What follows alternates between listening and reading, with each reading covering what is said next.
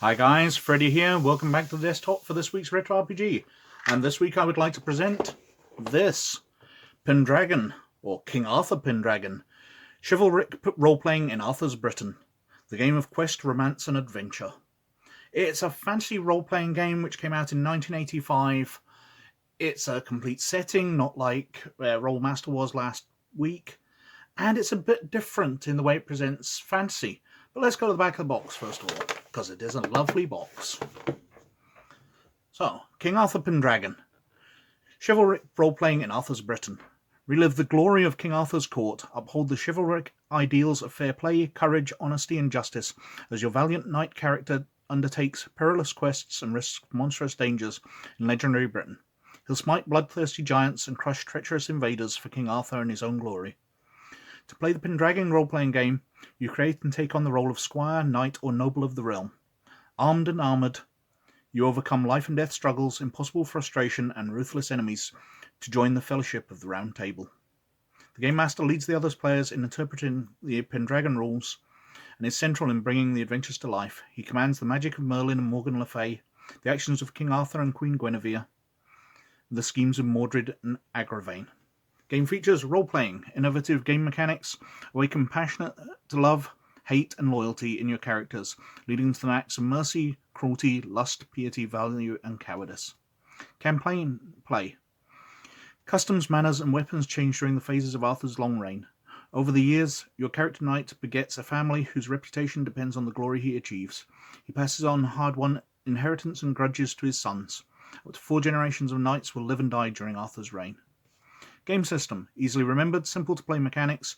Feature a single die roll to determine combat, to settle personality encounters and resolve skill use. Character generation. Create a squire, knight or noble or fair damsel of Roman, Saxon, Cymric, Pictish or Irish heritage. Select between Christian, Watanic and pagan religions. Background. Includes a 22-inch by 34 map of Britain, complete with kingdoms, cities, castles, keeps, forests, Roman roads, abbeys, rivers, mountains, fortified walls and battle sites. A bestiary of natural and mythical creatures includes Vanks, Barghest, dwarves, elves, giants, kelpies, spriggans, unicorns, yales, and the questing beast, amongst others. You're provided with character statistics for major personalities such as Arthur, Guinevere, and Lancelot. Also included lesser known as Balin de Savage, Bruce Sans Pity. Okay, my pronunciation's getting bad here. Saint Cadoc, King Mark, that was easy, Nimue, Percival and Ulfius. A chronology includes wars, adventures, customs, campaign escalation, and characters of note. An extensive bibliography provides further sources of information or to support campaign play. Game of quest, romance, and adventure. So, this is a role-playing game where you play a knight or squire or member of the nobility in general. And the game is as much about you maintaining your fiefdom and going through the roles in royal court. So you'll have to make judgments, you'll have to do lots of other things, decide who your lieutenants are, and rule your part of the kingdom for King Arthur. It's also a very specific time period. So it's set over King Arthur's rule of Britain. So about a 60-year period, I may be slightly wrong, which is enough time for your character to get old, for him to have children, for them to grow up and take their roles within the court, and you to play generations of the same family. This is aided by the fact that Pendragon has a pretty unique role, or rule rather, that each adventure takes 1 year. So you might just go out for a week or so questing after a Barghest which was terrorizing a town, and you beat the monster and you save the town. But then you'll make your decisions about your court. You'll role play through other situations that you go through in that year. And then your character will get older a year, and you'll go on. So the entire campaign will be around 60 sessions, where your character gets retired, and their children and the next generation comes in, and so on and so forth. If we open the box, we can see, first of all, We have a selection of lovely little dice here, including a D20, which doesn't come with a crayon to colour in the numbers. So I'm not sure whether the camera can actually pick up. If I reflect them against the window here, you can see the numbers are on them.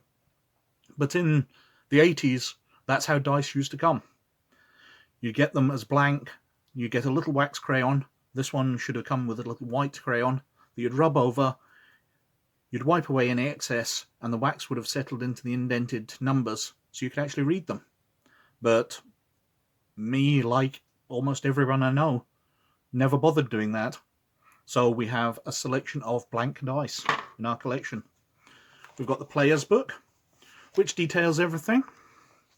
We go through the chivalric codes, all the coat of arms, we've got the layout of the country, and we detail all this. So obviously part of Pendragon, if you're raising your family, is you've got to find the love of your life and marry. So we've got everything in here. I'm really going to go through it quickly because I think I've talked about the big selling point of the game, that you create your dynasty.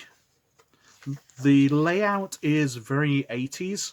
This was often done with the core information and then with essentially any extra notes in the thick border on the outside of the page. They did a lot of this in 80s game design. Some very nice pencil artwork or pen artwork. We've got all the coats of arms down the side. We go through the rules. A nice big picture in the middle, which, I'll be honest, isn't up to the standard that modern artwork is. Even by the 90s, artwork was better than this. Role-playing games were very, very amateurish during this period. So we've got personal traits and passions, the religions, whether you're forgiving or vengeful, whether you're generous or selfish. So you detail your character out, and you really run them through their entire life. You're creating a legend of your character rather than just playing them in a story. Rather than just going out and bashing monsters, you are creating a full life, you're creating their family. I'm trying to think of the right words for this. It does seem a little more. I've tried to do this with Dungeons & Dragons over the years. Basically, I'm on to the third generation of a family that I started playing in 2nd edition. So in 2nd edition, I played a Dark Elf Ranger. Not very imaginative, I know, but it was common as was common at the time. I played his daughter in 3rd edition, and now in 5th edition, I'm playing her son. We never really played 4th edition. We played it for a few weeks, and I played a different one of her sons. I didn't really feel ready to move on to his children. So she's half dark elf, so she is very long-lived. But anyway, back onto this. We've got the tournaments, we've got battles. Now, rather than you just being out fighting, you'll be leading your armies out, and you'll have to detail all the battles that the army takes, rather than just you being the hero bashing the monster over the head. The lack of artwork shows up here because we've got the questing beast here, but we don't really have any artwork for much else. So Kelpies, which are a very Scottish monster type, half horse, half fish, which live in the lochs and drag people down to their dooms. But no artwork to show somebody who doesn't know what a Kelpie is, what it is. We've got elf knights, elf damsels, giants, all the sort of things. Standard in fantasy, but keeping to a uniquely British point of view. So there's no dragons in here. The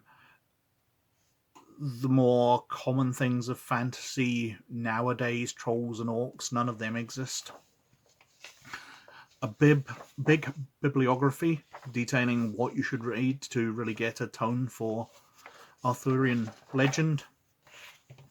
Then we're on to the large map.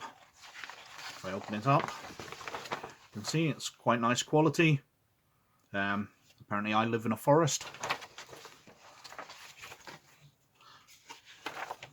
Got a book with a contents and some character sheets.